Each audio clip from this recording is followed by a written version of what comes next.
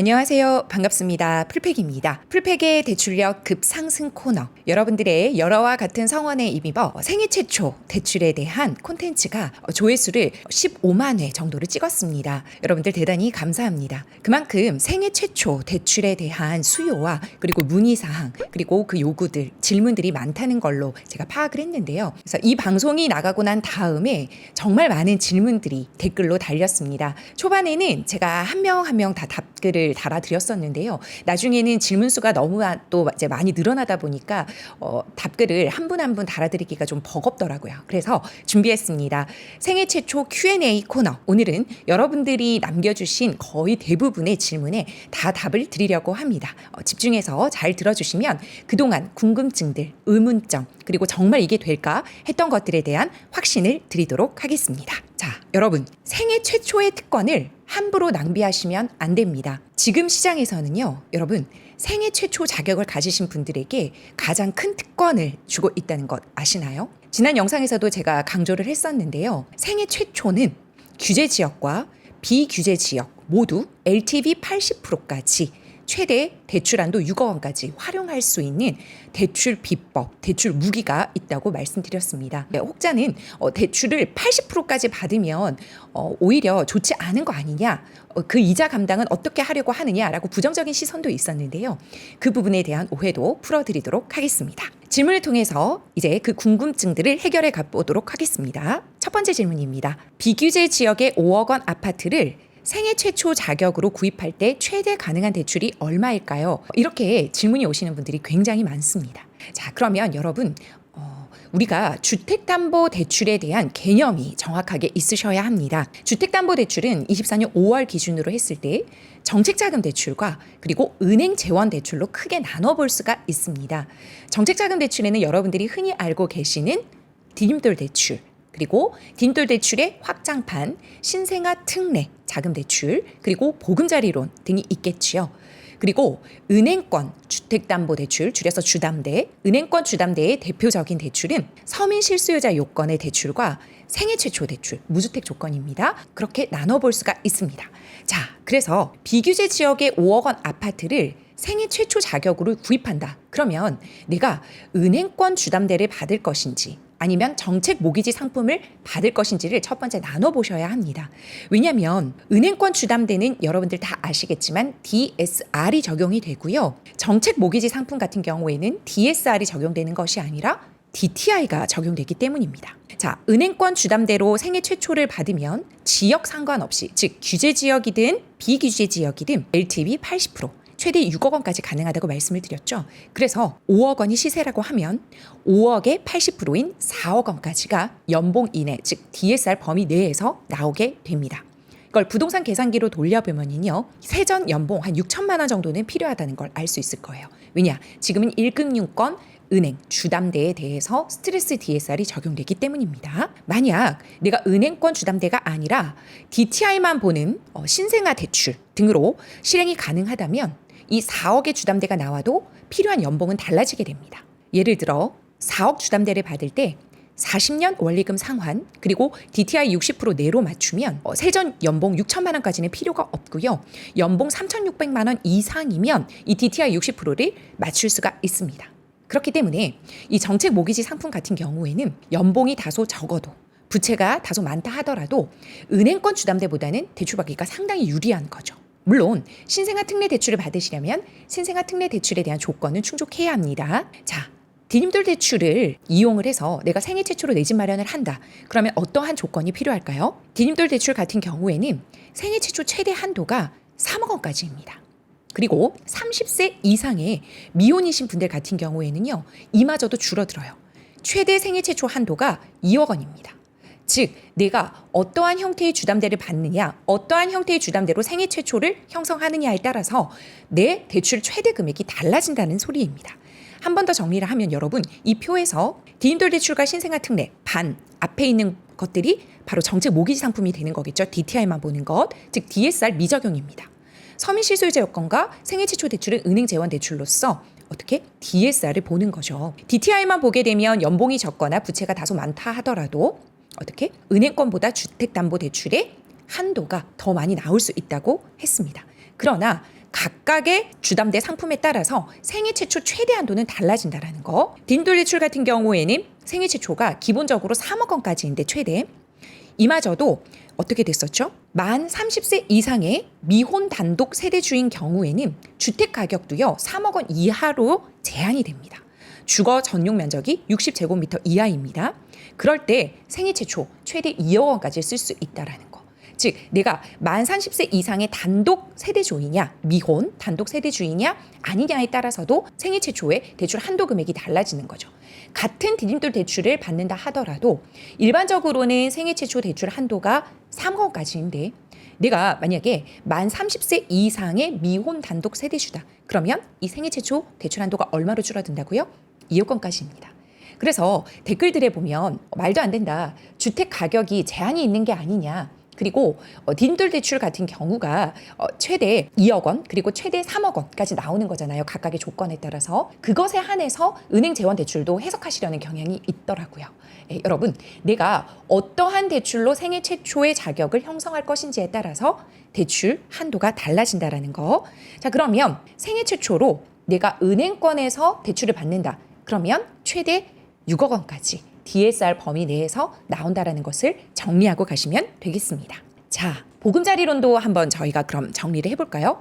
정책 모기지 상품의 하나인 보금자리론 같은 경우에도 DSR을 보지 않고 DTI만 보게 되죠. 그래서 우리가 연봉이 다소 적다 하더라도 부채가 많다 할지라도 은행권 주담대보다는 많이 나오는 경향이 있습니다. 자, 그러나 이 보금자리론 같은 경우에는 디딤돌 대출보다 금리가 좀 비싸죠.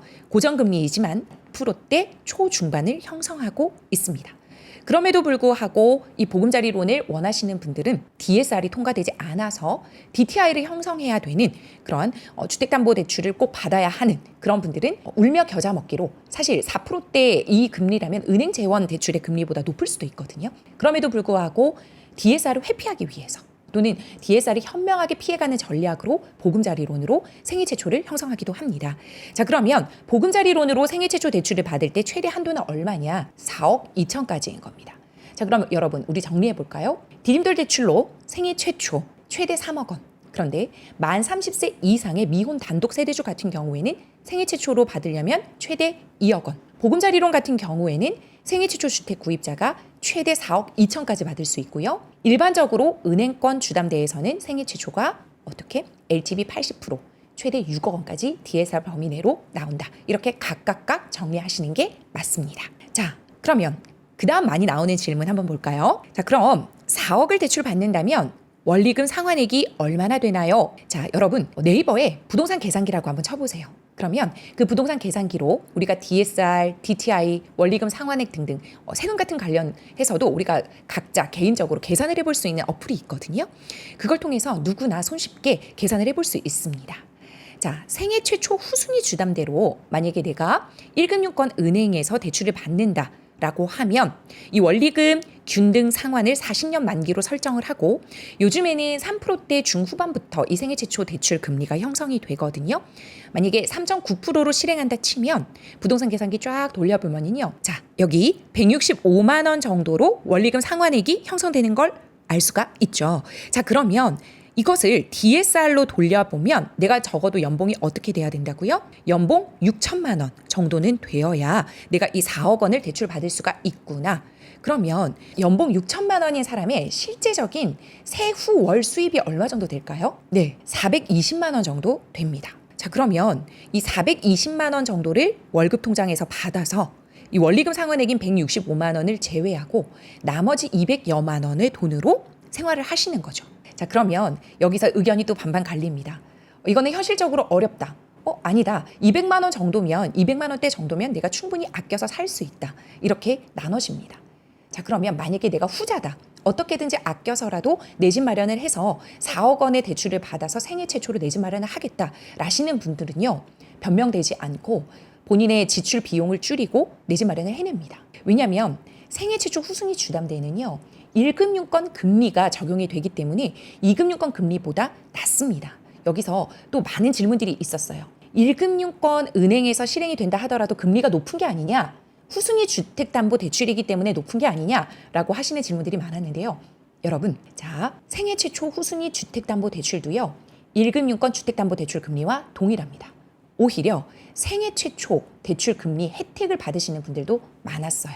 그래서 오히려 일반적인 금리보다 더 낮게 형성되어 실행되는 경우도 많습니다. 자, 그렇기 때문에 두려워하지 마시고 그 어떤 고정감리도 갖지 마시고 생애 최초 후순위 주택담보대출이 1금융권 은행에서 가능하구나. 물론 모든 은행에서 다 해주지는 않습니다. 그래서 내가 거래하고 있는 주거래 은행에서 안 해줄 수도 있는 거예요.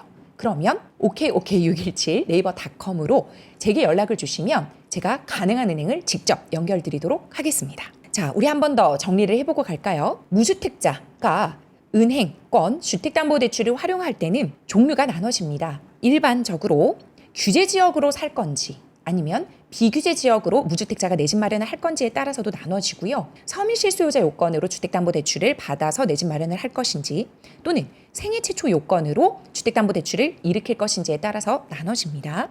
자, 한번 정리를 해보도록 하겠습니다. 규제 지역은 LTV 50%, 즉 KB시세의 반 나온다고 했죠. DTI는 40%인데 은행권 주담대이기 때문에 모두 DSR을 충족해야 합니다. 1금융권 40%, 2금융권 50% 내로 들어와야 대출이 실행이 됩니다. 비규제 지역 같은 경우에는 대출이 좀 더 나왔죠. LTV 70%입니다. DTI는 60%까지. 그리고 서민 실수요자 같은 경우에는 규제 비규제 할 것 없이 모두 LTV 70%, DTI 60%인데 어떻게? 대출 한도가 없습니다. 즉 DSR만 된다면 최대 한도로 뽑을 수가 있습니다. 생애 최초 같은 경우에는 최대 LTV 80%, 규제 지역, 비규제 지역 할 것 없고요. 주택 가격에 제한 없습니다. 소득에도 제한이 없습니다. 연봉 때문에 걸리지 않는다라는 소리예요. DTI 60%. 그러나 생애 최초는 DSR 무조건 충족해야 된다고 했죠. 그래서 1금융권 40% 내로 들어온다면 최대 대출 6억 원까지 은행권 주택담보대출 금리와 동일하게 오히려 저렴하게 받을 수 있다라고 확실히 말씀드리겠습니다. 자, 그러면 생애 최초 LTV 80% 프로세스 한 번 더 정리해보고 갈까요? 생애 최초로 LTV 80%, 즉 최대 대출한도 6억 원까지 나오는 건 알겠어요. 그래서 5억 원짜리 집을 살 때 80%인 4억 원까지가 은행권 주담대를 받을 때 DSR 범위 내에서 나온다는 건 알겠는데 도대체 생애 최초 후순위 주담대가 무엇인지 한 번 더 정리해 주실 수 있습니까? 라는 질문도 있었습니다. 정리해 드리도록 하겠습니다. 자, KB시세 11억 의 아파트를 금매로 내가 10억에 산다고 생각을 해봅시다. 10억을 살 때 전세 끼고 투자하는 갭 투자로 전세 레버리지를 통해서 갭 투자한다고 생각을 해보는 거예요. 자, 그러면 원래라면 일반적인 갭 투자 같은 경우에는 매매가와 전세가의 차이, 이 4억을 가지고 내 돈을 현금을 투입을 해서 내 집 마련을 하는 게 보통의 갭 투자의 방식입니다. 그런데 생애 최초만큼은 여기서 또다시 후순위로 주택담보대출을 일으킬 수 있다는 겁니다.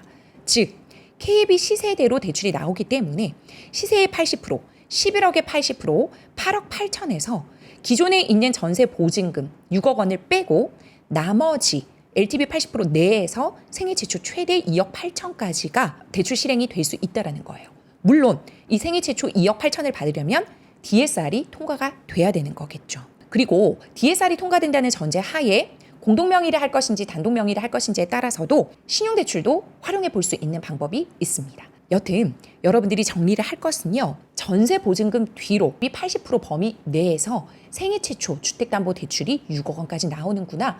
그래서 투자 금액의 비율, 즉 내가 초기로 들어가야 하는 초기 투자금을 줄일 수 있는 획기적인 방법이구나 라는 것을 다시 한번 정리하실 수 있을 거예요. 자, 실제적으로 신혼부부신데요. 생애 최초로 종잣돈 2억 5천 가량으로 강동에 있는 준신축이죠. 고덕 레미안 힐스테이트 25평을 내 집 마련한 실제 케이스로 보여드리도록 하겠습니다. 자, 매매가 12억 원에 매수를 하셨는데요. 그때 당시 시세 2월에 매수를 하시고 잔금은 4월에 치셨습니다. 12억 4천이었어요. 즉 시세보다는 저렴하게 아라를, 즉 로얄동 로얄층을 구매를 하신 거죠. 자, 그러면 이분이 생애 최초이셨고 왜 상황 자체가 무주택자이고 주택 구매 이력이 한 번도 없었으니까요. 그리고 부인분과 남편분 연봉이 꽤 높으셨어요. 자, 우리가 부부가 좋은 것은 혼인신고했다는 전제 하에 부부 합산소득을 쓸 수 있습니다. 이분들 같은 경우에는 만약에 부부 합산소득을 쓴다라고 하면 1억 4천의 연봉자로 DSR을 계산을 해준다라는 거죠. 자, 시세 12억 4천의 80%. 그 안에 전세는요 5억 2천으로 세팅을 하셨습니다. 그러면 이 LTV 80% 범위 내에서 전세 보증금 뒤로 생애지축 후순위 주택담보대출이 실행이 되는데요. 4억 3천을 실행을 처음에 하신다고 하셨어요. 그런데 LTV 80% 범위 내에서는요. 4억 3천이 아니라 4억 3천에서 4,200만 원을 더한 금액을 이분이 더 실행할 수가 있었어요. 왜냐하면 연봉이 통과되었기 때문에. 그래서 제가 어떻게 말씀드렸을까요? 필요한 만큼만 받아라? 아니면 4,200만 원 더 받아라 했을까요? 저는 4,200만 원 더 받아서 이것을 원리금 통장으로 활용해라 라고 설명을 드렸습니다. 여러분, 원리금 통장이 무엇입니까? 내가 대출을 갚는다라는 부담에서 벗어나서 이용한다라는 개념으로 가져가고 현명하게 지혜롭게 우리가 대출을 활용하려면 원리금 상환 부담에서 좀 벗어나야 됩니다. 그러려면 우리가 대출을 받을 때 원금만 받는다고 생각하지 마시고 대출 금액 내에서 원금과 이자를 함께 받는다고 생각을 하시는 거예요. 그래서 원금인 4억 3천과 이자로 보탤 수 있는 4,200만 원을 받으셨다라고 생각을 하시고 4억 3천은 우리가 잔금 치를 때 사용을 하시고 이 4,200만 원은 원리금 통장에 넣어두는 겁니다.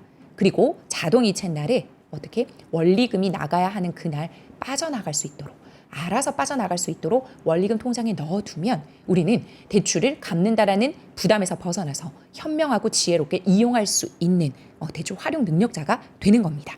대출력이 굉장히 급상승하는 순간인 거죠.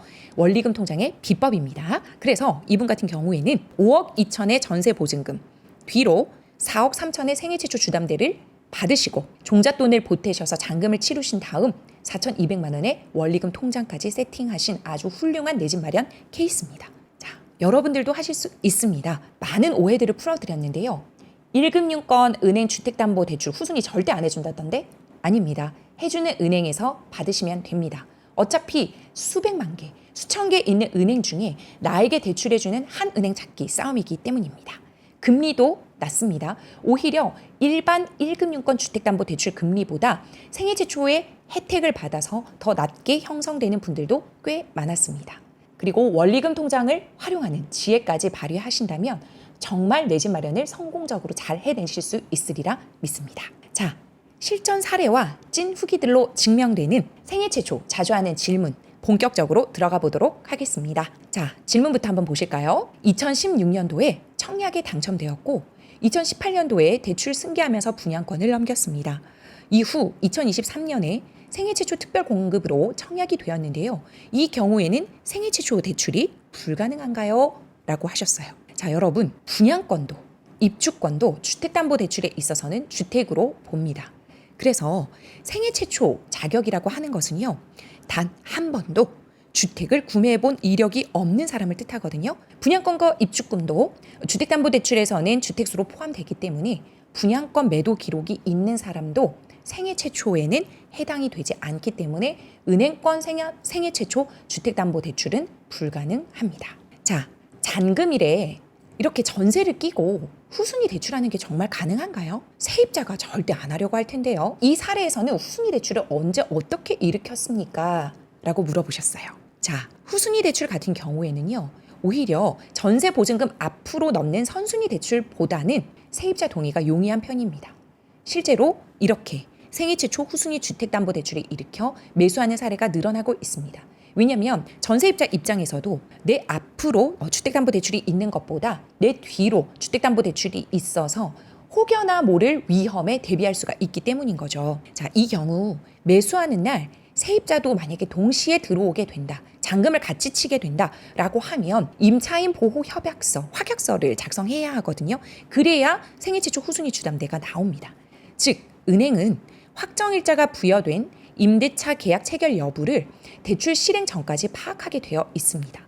그래서 세입자가 확정일자 부여를 먼저 받으면 세입자가 선순위로 세팅이 되기 때문에 은행은 후순위 대출로 자동적으로 실행을 합니다. 그래서 크게 염려하지 않으셔도 돼요. 그래도 동일한 날, 즉 잔금일에 주택담보대출도 일으키고 전세자금 대출을 받으시는 세입자도 있으실 거잖아요. 그렇게 전세자금 대출도 받고 잔금도 일으킨다라고 하면 불안하다. 그러면 매도자랑 협의를 해서 하루 정도 차이를 두고 먼저 전세입자가 들어오고 그 다음 날 후순위 주택담보대출이 일으키는 매수인이 들어오기도 합니다.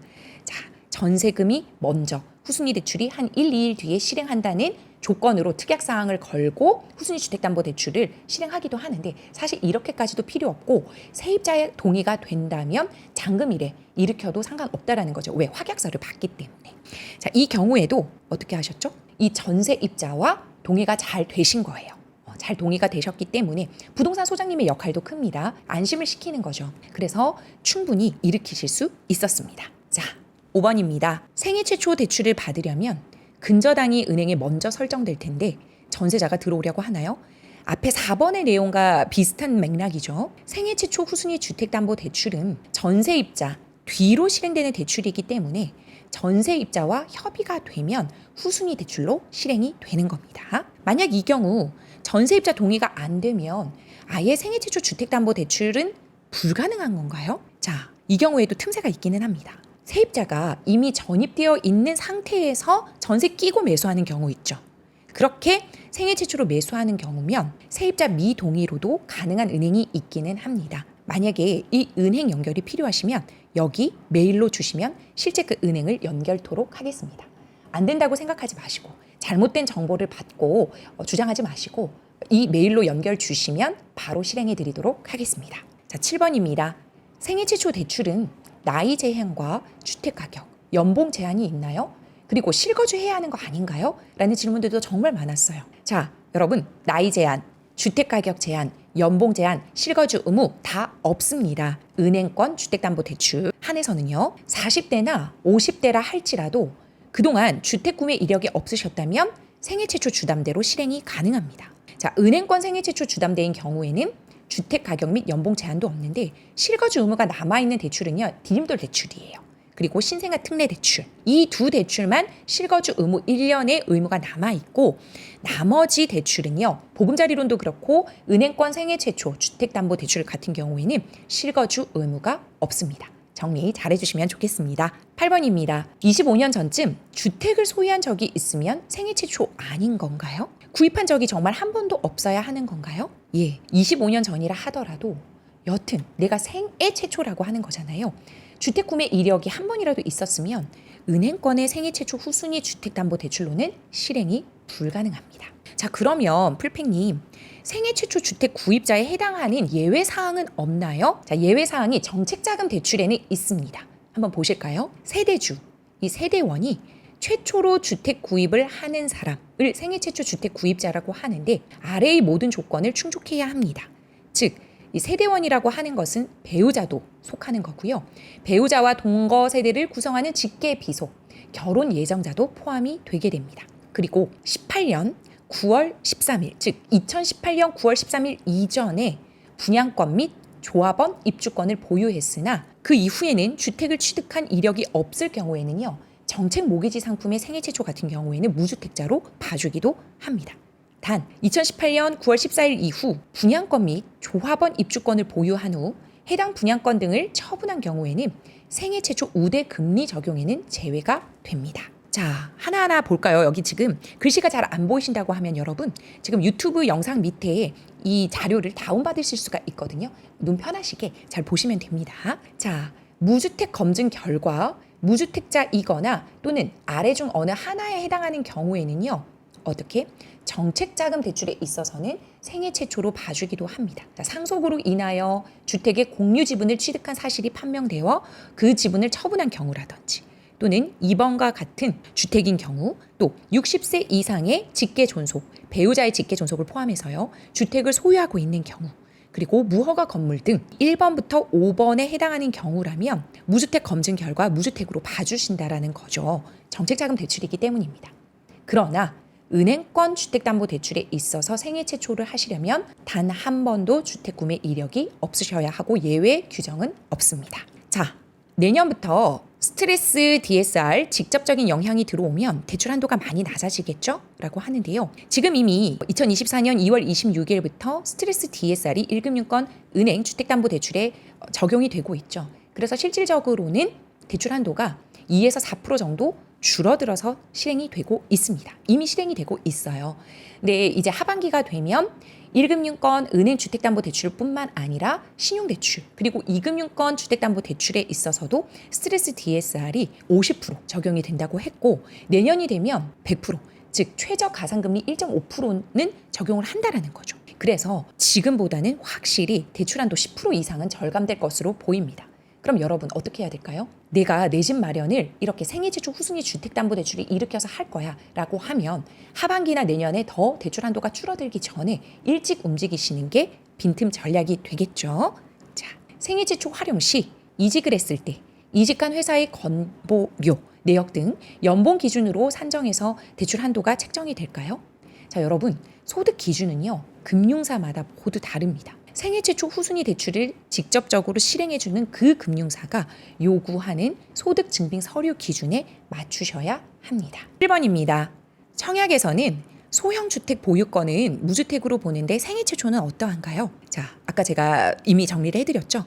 은행권 생애 최초 후순위 주택담보대출은요. 소형주택 보유도 주택으로 봅니다. 다만 정책자금 대출일 경우에는 무주택으로 보는 조건들이 있었죠. 한번 참고해 보시고 주택 구매 이력이 있지만 정책자금 대출로 생애 최초를 일으킬 수 있는 경우도 있으니까 정책자금 대출로 생애 최초가 해당되시면 그렇게 이제 실행을 하시면 되는 거고 은행권에 후순위 주택담보대출로 생애 최초를 일으킬 거다라고 하면 내 생에 단 한 번 주택 구매 이력이 없어야 된다라는 것으로 정리하시면 되겠습니다. 자, 정책자금 DTI 계산 시 신혼부부 합산소득 8,500만 원 이상이면 DTI 60%로 들어오는데 신혼부부 합산 연봉으로 따지나요? 아니면 둘 중 한 명 높은 연봉으로 따지나요? 자, 혼인신고한 부부 같은 경우에는 증빙소득, 즉 우리가 원천징수 영수증을 뗀다든지 소득금액 증명원을 뗀다든지 하는 증빙소득, 사업소득, 근로소득, 연금소득 이러한 것들은요. 부부 합산소득을 쓸 수가 있습니다. 다만 이렇게 부부가 합산을 할 경우에 소득을 합산할 경우에는요. 부채도 합산이 되기 때문에 만약에 내 배우자가 부채도 많다. 그러면 내가 부채가 없어. 내 명의로만 즉 내 DSR로만 가는 게 유리하다라고 하면 부부 합산 소득을 쓰지 않는 게 유리할 수도 있을 거고요.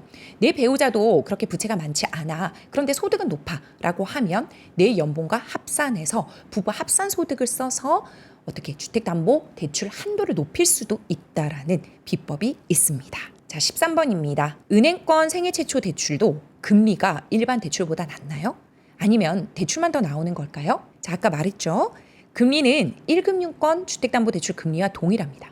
오히려 생애 최초라 더 저렴하게 대출 승인이 나는 경우도 많습니다. 최근에 생애 최초로 3.66%에 실행한 사례도 있었습니다. 지금은요, 여러분 생애 최초 주택담보대출뿐만 아니라 1금융권 주택담보대출의 금리가 3%대 중후반부터 시작을 하거든요. 그런데 이분 같은 경우에 3.66%로 실행을 했으면 굉장히 좋은 조건으로 실행을 잘한 케이스겠죠. 생애 최초 신축 입주면 KB시세가 없는데 어떻게 되는 건가요? 감정평가로 기준을 삼는 건가요? 예, 그렇습니다. KB시세가 없는 경우에는 대부분 감정평가를 하죠.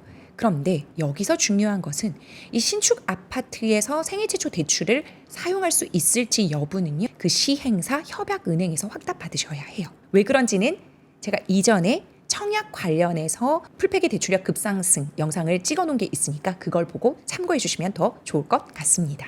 자, 싱글일 때 생애 최초 대출 기회를 사용 후 결혼 후에 리셋이 되는지 아니면 한 번 사용 시 기회가 끝인지 궁금합니다. 자, 결혼 후에 혼인신고를 하면 부부는 한 몸으로 봐요. 그래서 이미 그 전에 한 번 사용했다면 추후에는 재사용 불가하다.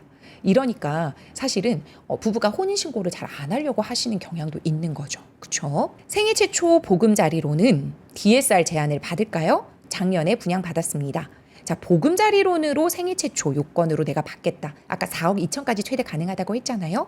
보금자리론은 정책자금 대출이기 때문에 DSR 보지 않고 DTI를 본다라는 점 기억해 두시면 좋겠습니다. 자, 17번입니다. 주택은 한 번도 매매 이력이 없고 토지 매매나 토지 증여를 받은 이력이 있는 경우에도 생애 최초 대출 실행이 가능한가요? 자, 여러분, 생애 최초 자격은 단 한 번도 내 생에 주택 구매 이력이 없으면 되는 거예요. 여기서 주택이 아닌 비주택은 구매 이력이 있으셔도 됩니다. 즉 비주택에는 오피스텔도 있을 것이고 상가, 토지 이러한 것도 비주택에 포함되기 때문에 토지는 주택이 아니기 때문에 생애 최초 가능합니다. 자, 18번입니다. 선순위 전세 세입자는 전세 대출이 안 되는 거죠. 주인도 세입자도 한 집으로 둘 다 대출은 안 되는 걸로 알고 있는데요. 여러분, 전세 보증금 뒤로 실행되는 후순위 주택담보대출 때문에 앞에 전세입자가 전세대출을 못 받게 되는 걸까요? 전혀 아닙니다. 선순위 전세입자도 전세대출 가능합니다. 생애 최초 활용하면 어쨌든 20% 자본은 있어야 하는 걸까요? 그 금액은 직장인 신용대출이나 회사대출 같은 것으로 메우는 건 불가능하려나요? 왜 20%라고 하셨죠? 생애 최초 대출이 LTV 80%까지 활용 가능하기 때문에 결과적으로 나머지 20%는 내 자본이 있어야 하는 거 아니냐라는 질문이십니다. 이게 맞습니다. 20% 자본은 본인 자본금이 있으셔야 돼요. 근데 내 자본금이 좀 부족하다. 그러면 DSR 통과된다는 전제 하에 신용대출로 마련하셔도 되고요. 회사 대출 중에 DSR을 보지 않는 회사 내 직원들에게 주는 혜택성 대출이 있을 수 있습니다. 총무부 등에 연락을 하셔서 한번 알아보시는 게 좋겠죠. 이렇게 회사 대출로 마련하셔도 됩니다. 다만 방금 말씀드린 대로 신용대출은 DSR 범위 내 실행이기 때문에 이 은행권 주택담보대출인 생애 최초와 함께 받으시려면 DSR 계산 잘 하시고 받으셔야 된다는 점 주의하셔야 합니다. 자, 혹시 오피스텔 한 채가 있는데 오피스텔 팔고 생애 최초 가능한가요? 자, 아까 말씀드렸죠. 비주택은 주택으로 보지 않는다. 즉 오피스텔은 대출에서는 모두 비주택이기 때문에 오피스텔만 있다고 하시면 주택 구매 이력이 없으면 생애 최초 가능하십니다. 결혼 12년 차 이상도 가능한가요? 결혼이 몇 년이 되었든 생애 최초 자격만 갖추었으면 가능하십니다. 곧 결혼하는 30대 무주택자입니다. 제 명의로 신혼집 매매하려고 하는데요. 정책자금이 아닌 일반 시중은행 주담대여도 세대주 요건을 충족해야 하나요? 지금은 부모님이랑 같이 거주하고 있습니다. 자, 생애 최초 후순위 주택담보대출을 1금융권 은행에서 일으킬 경우에 세대주가 아니라도요. 직계주택이 주택을 보유한 이력이 없다면 세대원도 대출 진행이 가능합니다. 그런데 이 부모님이 만약에 1주택자다. 주택이 있다. 그러면 세대 분리하고 등본상 분리를 하고 진행을 하셔야 된다는 점 주의하시기 바랍니다. 자, 생애 최초 무주택 갭투자 시에 실거주 집에 전세대출이 있어도 대출 가능한가요? 아니면 월세로 있어야 되나요? 자, 생애 최초 무주택 갭투자로 내가 1주택자가 되면 내가 실거주할 전세 대출도 받을 수 있느냐라는 질문이시죠? 당연히 받으실 수 있고요. 이미 전세자금 대출이 있다 하더라도 상관없습니다. 생애 최초 디딤돌은 반공제 면제인가요? 생애 최초 특례 구입자금 보증 상품을 가입하시면요. 이 디딤돌 대출 때 반공제 안 하시고 LTV 최대 한도 여력까지 받으실 수 있습니다. 결혼하기 전 배우자가 공동명의로 있다가 결혼 이후 청약 당첨이 되었는데 혼인신고 후 공동명의에서는 빠져나왔는데요. 생애 최초 대출이 가능할까요? 어떻게 됐어요? 혼인신고를 하시고 나면 부부는 한 몸으로 본다고 했죠. 그래서 청약으로 당첨된 것도 집, 주택으로 보기 때문에 생애 최초 자격은 불가합니다. 부인 단독명의 경우일 경우에도 부부 합산해서 연봉 봐도 되는 건가요? 네. 단독 명의라 할지라도 부부는 혼인신고했다면 증빙소득 같은 경우에는 부부 합산소득 쓰실 수 있습니다. 그래서 부부는요. 어떻게? 합산소득을 쓸 때 가장 큰 힘을 발휘할 수가 있습니다. 1년 전에 아파트를 처음 구입 후 대출을 신청했는데 생애 최초 대출 하나도 못 받았는데요. 라고 하십니다. 자, 여러분 은행에서는요. 알아서 생애 최초 주담대 무조건 받으세요. 이렇게 상담해 주지 않아요. 우리가 생애 최초 주담대 받을 거예요. 또는 서민 실수요자 요건 받을 거예요. 이렇게 말을 해야 은행에서도 그렇게 신청이 들어가야 혜택을 줄 수가 있습니다. 알아서 만약에 챙겨주는 은행원이 있다면 정말 친절한 은행원이신 거예요. 혹시 기대출이 많아도 대출이 나오나요? 자, 개인 대출은요. DSR 범위 내에서 나옵니다. 즉 내가 기존에 DSR을 어느 정도 형성하고 있는지 차지하고 있는지를 부동산 계산기 등을 통해서 신용 조회를 하면 다 나오는 대출은 다 DSR에 잡히거든요. DSR 계산을 해보셔야 돼요. 네, 저도 예비 신랑도 무주택자인데 혼인신고 전 각자가 생애 최초 대출을 이용해서 집을 각각 구매하고 결혼해서 혼인신고해도 될까요? 정말 대출력이 있으신 분들입니다. 일단은 혼인신고 하기 전에 각자 생애 최초 대출을 활용해서 집을 구매한 후에 혼인신고해도 되냐는 의미예요. 대출에서는 문제 없으십니다. 자, 후순위 해주는 1금융권은 전화문의로 알아봐야 하나요? 주거래하고 있던 곳은 안 된다고 하던데요. 모든 은행이 다 해주는 건 아니라고 말씀드렸죠. 은행 연결 필요하시면 이 메일 주소로 메일 주시면요. 성함 연락처를 남겨주세요. 실제 가능한 은행 연결 드리도록 하겠습니다. 1금융권에서 후순위 해주는 건 없어요. 후순위만 들어가면 다 안 해주려고 하던데 라고 부정적인 댓글을 남겨주시는 분들도 있는데요. LTV, DSR 범위 내에서 1금융권 후순위 담보대출 가능합니다. 규정상 가능하기 때문에요. 필요하시면 이 메일 주소로 성함 연락처 남겨주시면 됩니다. 자, 서울 84, 34평이죠. 매매가가 구축도 이제는 7억 8억인데 생애 최초 구매 불가군요. 소득도 연봉 1억이면 마찬가지고.